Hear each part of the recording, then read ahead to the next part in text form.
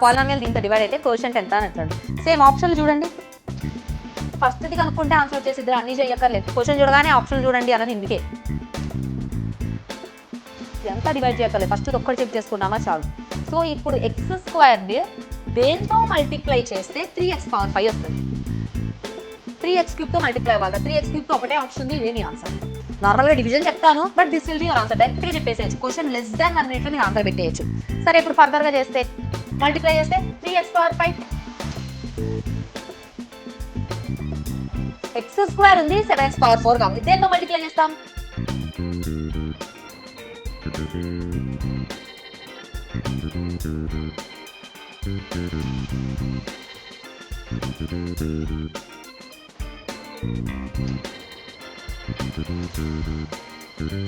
This is your reminder. అంత పెద్దది నీ రిమైండర్. క్వశ్చన్ చూడగానే నాకు అర్థమైపోయింది, అన్ని వాల్యూస్ సేమ్ అంటే ఫస్ట్ సింప్లిఫై చేయగానే ఆన్సర్ వస్తుంది.